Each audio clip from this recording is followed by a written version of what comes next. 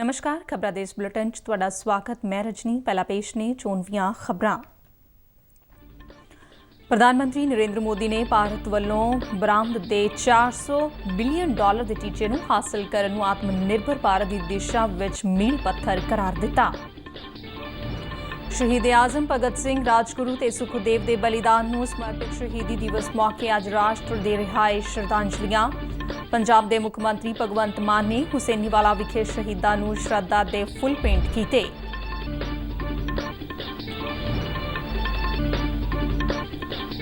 केंद्रीय सेहत मंत्री ने दुनिया की 70% आबादी के टीकाकरण लई ब्रिक्स देशां नूं एकजुट होण दी अपील कीती।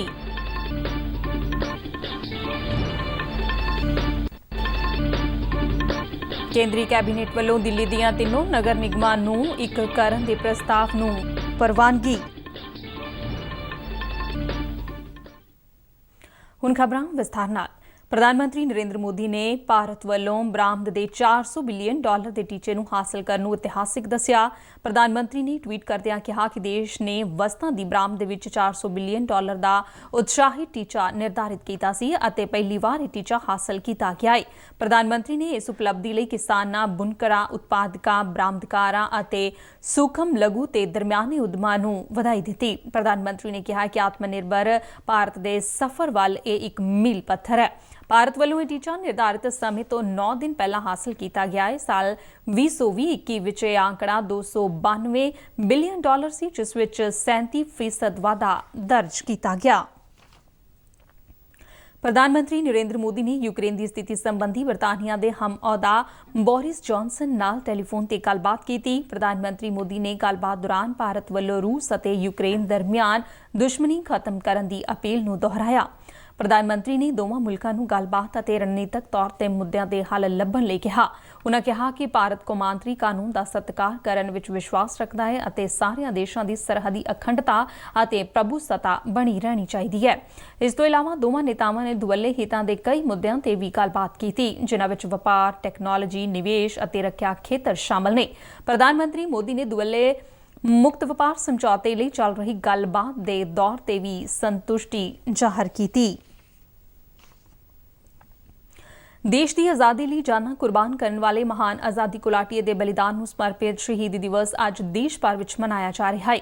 साल 1931 विच अज दे दिन शहीद आजम भगत सिंह, राजगुरू और सुखदेव ने लाहौर की सेंट्रल जेल विच फांसी का रस्सा चुमिया सी। शहादत तो बाद इन्हां शहीदां दीआं देहां नूं अधसड़ी हालत विच फिरोजपुर के गंडा सिंघवाला नेड़े सतलुज दरिया विच सुੱਟ दिता गया।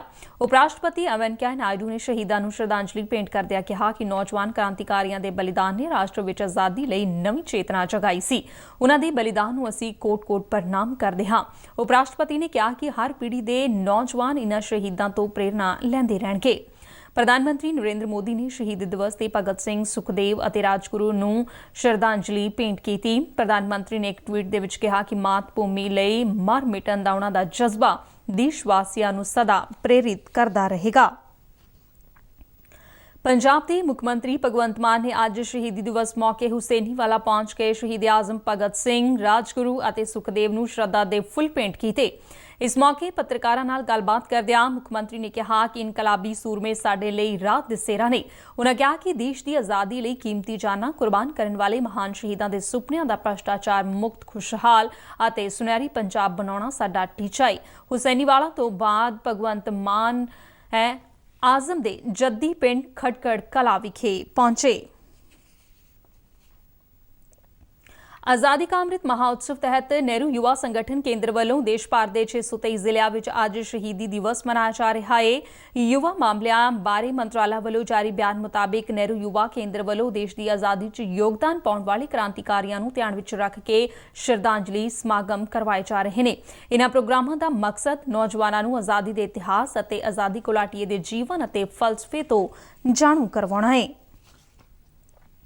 पंजाब के खजाना मंत्री हरपाल सिंह चीमा ने कल विधान सभा विच साल 2022-23 लई पंजाब सरकार के खर्चों लई 37,120 करोड़ रुपए तो वध दा लेखा अनुदान पास करने की तजवीज़ पेश की, जिसनूं सदन वालों प्रवानगी दी गई। खजाना मंत्री वालों पेश की गई तजवीज़ विच अप्रैल, मई और जून महीनों का खर्च शामिल है। ਖਜ਼ਾਨਾ ਮੰਤਰੀ ਵੱਲੋਂ ਪੇਸ਼ ਕੀਤੇ ਗਏ ਬਜਟ ਵਿੱਚ ਖੇਤੀ, ਸਿੱਖਿਆ, ਟਰਾਂਸਪੋਰਟ ਅਤੇ ਸਿਹਤ ਸਮੇਤ ਹੋਰਨਾਂ ਕਈ ਖੇਤਰਾਂ ਨੂੰ ਵਿਸ਼ੇਸ਼ ਤਵੱਜੋ ਦਿੱਤੀ ਗਈ ਹੈ। ਲੇਖਾ ਅਨੁਦਾਨ ਵਿੱਚ ਵਿਆਜ ਦੀ ਅਦਾਇਗੀ ਲਈ 4,788 ਕਰੋੜ ਰੁਪਏ ਰੱਖੇ ਗਏ ਨੇ। ਹਰਪਾਲ ਸਿੰਘ ਚੀਮਾ ਨੇ ਤਜਵੀਜ਼ ਪੇਸ਼ ਕਰਦਿਆਂ ਕਿਹਾ ਕਿ ਉਨ੍ਹਾਂ ਵੱਲੋਂ 3 ਮਹੀਨਿਆਂ ਬਾਅਦ ਮੁਕੰਮਲ ਬਜਟ ਪੇਸ਼ ਕੀਤਾ ਜਾਵੇਗਾ, ਜਿਸ ਵਿੱਚ ਪਾਰਟੀ ਵੱਲੋਂ ਚੋਣਾਂ ਦੌਰਾਨ ਦਿੱਤੀਆਂ ਗਈਆਂ ਸਾਰੀਆਂ ਗਰੰਟੀਆਂ ਤੇ ਵਾਅਦਿਆਂ ਨੂੰ ਸ਼ਾਮਲ ਕੀਤਾ ਜਾਵੇਗਾ। ਪੰਜਾਬ ਸਰਕਾਰ ਵੱਲੋਂ ਬਜਟ ਇਜਲਾਸ ਜੂਨ ਮਹੀਨੇ ਵਿੱਚ ਸੱਦਿਆ ਜਾਵੇਗਾ। ਕੇਂਦਰੀ ਸਿਹਤ ਅਤੇ ਪਰਿਵਾਰ ਭਲਾਈ ਮੰਤਰੀ ਮਨਸੁਖ ਮਾਂਡਵੀਆ ਨੇ ਸਾਲ 2022 ਦੇ ਅੱਧ ਤੱਕ ਦੁਨੀਆ ਦੀ 70% ਆਬਾਦੀ ਦੇ ਟੀਕਾਕਰਨ ਦੇ ਟੀਚੇ ਨੂੰ ਹਾਸਲ ਕਰਨ ਲਈ ਬ੍ਰਿਕਸ ਦੇਸ਼ਾਂ ਨੂੰ ਰਲ ਮਿਲ ਕੇ ਕੰਮ ਕਰਨ ਦਾ ਸੱਦਾ ਦਿੱਤਾ ਹੈ। ਵਿਸ਼ਵ ਸਿਹਤ ਸੰਗਠਨ ਨੇ ਸਾਲ 2022 ਦੇ ਪਹਿਲੇ ਅੱਧ ਤੱਕ 70% ਆਬਾਦੀ ਨੂੰ ਟੀਕੇ ਨਾਲ ਸੁਰੱਖਿਅਤ ਬਣਾਉਣ ਦਾ ਟੀਚਾ ਨਿਰਧਾਰਿਤ ਕੀਤਾ ਗਿਆ ਹੈ। ਬ੍ਰਿਕਸ ਟੀਕਾ ਖੋਜ ਅਤੇ ਵਿਕਾਸ ਕੇਂਦਰ ਨੂੰ ਲਾਂਚ ਕਰਨ ਮਗਰੋਂ ਵੀਡੀਓ ਕਾਨਫਰੰਸ ਰਾਹੀਂ ਪ੍ਰੋਗਰਾਮ ਨੂੰ ਸੰਬੋਧਨ ਕਰਦਿਆਂ ਮਨਸੁਖ ਮਾਂਡਵੀਆ ਨੇ ਕਿਹਾ ਕਿ ਵੈਕਸੀਨ ਲਈ ਖੋਜ ਅਤੇ ਵਿਕਾਸ ਕੇਂਦਰ ਬ੍ਰਿਕਸ ਦੇਸ਼ਾਂ ਦਾ ਇੱਕ ਸਵਾਗਤੀ ਕਦਮ ਹੈ। ਇਸ ਰਾਹੀਂ ਇਹ ਮੁਲਕ ਆਪਣੇ ਤਜਰਬੇ ਸਾਂਝੇ ਕਰ ਸਕਣਗੇ ਅਤੇ ਜਨਤਕ ਸਿਹਤ ਦੀ ਮਹੱਤਤਾ ਲਈ ਵਧੇਰੇ ਤੇਜ਼ੀ ਨਾਲ ਕੰਮ ਕੀਤਾ ਜਾ ਸਕੇਗਾ।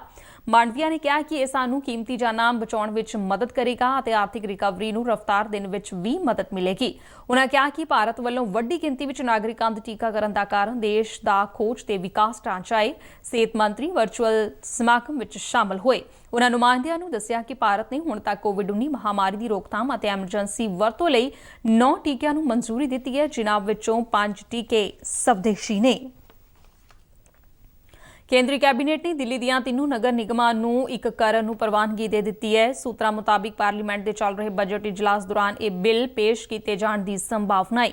3 ਨਗਰ ਨਿਗਮਾਂ ਨੇ ਇੱਕ ਹੋਣ ਤੋਂ ਬਾਅਦ ਦਿੱਲੀ ਵਿੱਚ 3 ਦੀ ਬਜਾਏ ਇੱਕ ਮੇਅਰ ਹੋਵੇਗਾ। ਸਾਲ 2012 ਵਿੱਚ ਦਿੱਲੀ ਨਗਰ ਨਿਗਮ ਨੂੰ ਦੱਖਣ ਦਿੱਲੀ ਨਗਰ ਨਿਗਮ, ਉੱਤਰ ਦਿੱਲੀ ਨਗਰ ਨਿਗਮ ਅਤੇ ਪੂਰਬ ਦਿੱਲੀ ਨਗਰ ਨਿਗਮ ਵਿੱਚ ਵੰਡ ਦਿੱਤਾ ਗਿਆ ਸੀ। ਉੱਤਰ ਤੇ ਦੱਖਣ ਨਗਰ ਨਿਗਮਾਂ ਵਿੱਚੋਂ ਹਰੇਕ ਦੇ 104 ਵਾਰਡ ਨੇ, ਜਦਕਿ ਪੂਰਬ ਦਿੱਲੀ ਨਗਰ ਨਿਗਮ ਵਿੱਚ 64 ਵਾਰਡ ਨੇ।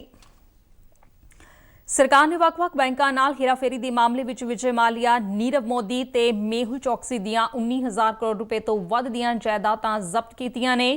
ਕੇਂਦਰੀ ਖਜ਼ਾਨਾ ਰਾਜ ਮੰਤਰੀ ਪੰਕਜ ਚੌਧਰੀ ਨੇ ਦੱਸਿਆ ਕਿ ਕੁੱਲ ਜ਼ਬਤ ਕੀਤੀ ਗਈ ਜਾਇਦਾਦ ਵਿੱਚੋਂ 15,113 ਕਰੋੜ ਰੁਪਏ ਦੀ ਜਾਇਦਾਦ ਜਨਤਕ ਖੇਤਰ ਦੀਆਂ ਬੈਂਕਾਂ ਨੂੰ ਸੌਂਪੀ ਗਈ ਹੈ। ਉਨ੍ਹਾਂ ਕਿਹਾ ਕਿ ਬਾਕੀ ਰਹਿੰਦੀ 335 ਕਰੋੜ ਰੁਪਏ ਦੀ ਜਾਇਦਾਦ ਨੂੰ ਭਾਰਤ ਸਰਕਾਰ ਨੇ ਜ਼ਬਤ ਕੀਤਾ ਹੈ। ਰਾਜ ਮੰਤਰੀ ਨੇ ਕਿਹਾ ਕਿ ਇਨ੍ਹਾਂ ਤਿੰਨਾਂ ਭਗੌੜਿਆਂ ਨੇ ਪਬਲਿਕ ਸੈਕਟਰ ਦੀਆਂ ਕਈ ਬੈਂਕਾਂ ਨਾਲ 22,585 ਕਰੋੜ ਦਾ ਘਪਲਾ ਕੀਤਾ ਸੀ। ਰੂਸ ਨਾਲ ਜੰਗ ਵਿੱਚ ਯੂਕਰੇਨ ਦੀ ਮੌਜੂਦਾ ਸਥਿਤੀ ਤੇ ਚਰਚਾ ਲਈ ਅੱਜ ਬ੍ਰਸਲਸ ਵਿੱਚ ਨਾਟੋ ਅਤੇ ਯੂਰਪੀਅਨ ਯੂਨੀਅਨ ਦੀ ਮੀਟਿੰਗ ਹੋਣ ਜਾ ਰਹੀ ਹੈ। ਅਮਰੀਕੀ ਰਾਸ਼ਟਰਪਤੀ ਜੋ ਬਾਈਡਨ ਵੀ ਇਸ ਮੀਟਿੰਗ ਵਿੱਚ ਭਾਗ ਲੈਣਗੇ। ਬੈਠਕ ਤੋਂ ਪਹਿਲਾਂ ਜਰਮਨ ਚਾਂਸਲਰ ਅਤੇ ਯੂਰਪੀਅਨ ਯੂਨੀਅਨ ਪਾਰਲੀਮੈਂਟ ਨੇ ਯੂਕਰੇਨੀ ਰਿਫਿਊਜੀਆਂ ਦੀ ਵੱਧ ਤੋਂ ਵੱਧ ਮਦਦ ਦਾ ਸੱਦਾ ਦਿੱਤਾ ਹੈ। ਯੂਰਪੀ ਪਾਰਲੀਮੈਂਟ ਨੇ ਕਿਹਾ ਹੈ ਕਿ ਰੂਸ ਖਿਲਾਫ ਲਗਾਈਆਂ ਗਈਆਂ ਪਾਬੰਦੀਆਂ ਲੰਬੇ ਸਮੇਂ ਦੇ ਵਿਵਾਦਾਂ ਵਿੱਚ ਬਦਲ ਸਕਦੀਆਂ ਨੇ। ਕੇਂਦਰ ਸਰਕਾਰ ਮੁਤਾਬਿਕ 29 ਸੂਬਿਆਂ ਤੇ ਕੇਂਦਰ ਸ਼ਾਸਿਤ ਪ੍ਰਦੇਸ਼ਾਂ ਦੇ 375 ਜ਼ਿਲ੍ਹਿਆਂ ਵਿੱਚ 478 ਖੇਲੋ ਇੰਡੀਆ ਕੇਂਦਰ ਮਨਜ਼ੂਰ ਕੀਤੇ ਗਏ ਨੇ। ਲੋਕ ਸਭਾ ਵਿੱਚ ਇੱਕ ਸਵਾਲ ਦੇ ਲਿਖਤੀ ਜਵਾਬ ਵਿੱਚ ਯੁਵਾ ਮਾਮਲਿਆਂ ਤੇ ਖੇਡ ਮੰਤਰੀ ਅਨੁਰਾਗ ਸਿੰਘ ਠਾਕੁਰ ਨੇ ਕਿਹਾ ਹੈ ਕਿ ਇਨ੍ਹਾਂ ਕੇਂਦਰਾਂ ਲਈ ਕੋਚਾਂ ਦੀ ਤੈਨਾਤੀ ਦੇ ਨਾਲ-ਨਾਲ ਖਿਡਾਰੀਆਂ ਦੀ ਚੋਣ ਦਾ ਕੰਮ ਸੰਬੰਧਿਤ ਸੂਬਾ ਸਰਕਾਰਾਂ ਵੱਲੋਂ ਹੀ ਕੀਤਾ ਜਾਵੇਗਾ। ਉਨ੍ਹਾਂ ਸਦਨ ਨੂੰ ਦੱਸਿਆ ਕਿ ਹਰੇਕ ਕੇਂਦਰ ਨੂੰ ਮੌਜੂਦਾ ਸਹੂਲਤ ਨੂੰ ਅਪਗ੍ਰੇਡ ਕਰਨ ਦੇ ਲਈ ਸ਼ੁਰੂਆਤੀ 5 ਲੱਖ ਰੁਪਏ ਦੀ ਗ੍ਰਾਂਟ ਦਿੱਤੀ ਜਾਵੇਗੀ ਅਤੇ ਅਗਲੇ 4 ਸਾਲਾਂ ਲਈ ਹਰੇਕ ਵਰੇ 5 ਲੱਖ ਰੁਪਏ ਗ੍ਰਾਂਟ ਵਜੋਂ ਦਿੱਤੇ ਜਾਣਗੇ। ਉਨ੍ਹਾਂ ਦੱਸਿਆ ਹੈ ਕਿ ਖੇਲੋ ਇੰਡੀਆ ਸਕੀਮ ਮੰਗ ਤੇ ਆਧਾਰਿਤ ਇੱਕ ਯੋਜਨਾ ਹੈ, ਜਿਸ ਲਈ ਸੂਬਾ ਸਰਕਾਰਾਂ ਤੋਂ ਪ੍ਰਸਤਾਵ ਲਏ ਜਾਂਦੇ ਨੇ। ਖਬਰਾਂ ਦੇ ਬੁਲੇਟਿਨ ਸਾਡੇ ਦਰਸ਼ਕ RNUDDK ਜਲੰਧਰ ਦੇ YouTube ਚੈਨਲ, Facebook ਪੇਜ ਤੇ ਟਵਿੱਟਰ ਹੈਂਡਲ ਤੇ ਵੀ ਦੇਖ ਸਕਦੇ ਨੇ। ਬੁਲੇਟਿਨ ਦੇ ਅਖੀਰ ਵਿੱਚ ਚੋਣਵੀਆਂ ਖਬਰਾਂ ਇੱਕ ਵਾਰ ਫਿਰ ਤੋਂ। ਪ੍ਰਧਾਨ ਮੰਤਰੀ ਨਰਿੰਦਰ ਮੋਦੀ ਨੇ ਭਾਰਤ ਵੱਲੋਂ ਬਰਾਮਦ ਦੇ $400 ਬਿਲੀਅਨ ਦੇ ਟੀਚੇ ਨੂੰ ਹਾਸਲ ਕਰਨ ਨੂੰ ਆਤਮ ਨਿਰਭਰ ਭਾਰਤ ਦੀ ਦਿਸ਼ਾ ਵਿੱਚ ਮੀਲ ਪੱਥਰ ਕਰਾਰ ਦਿੱਤਾ। ਸ਼ਹੀਦ ਆਜ਼ਮ ਭਗਤ ਸਿੰਘ, ਰਾਜਗੁਰੂ ਤੇ ਸੁਖਦੇਵ ਦੇ ਬਲੀਦਾਨ ਨੂੰ ਸਮਰਪਿਤ ਸ਼ਹੀਦੀ ਦਿਵਸ ਮੌਕੇ ਅੱਜ ਰਾਸ਼ਟਰ ਦੇ ਰਿਹਾਇਸ਼ ਸ਼ਰਧਾਂਜਲੀਆਂ। ਪੰਜਾਬ ਦੇ ਮੁੱਖ ਮੰਤਰੀ ਭਗਵੰਤ ਮਾਨ ਨੇ ਹੁਸੈਨੀਵਾਲਾ ਵਿਖੇ ਸ਼ਹੀਦਾਂ ਨੂੰ ਸ਼ਰਧਾ ਦੇ ਫੁੱਲ ਭੇਂਟ ਕੀਤੇ।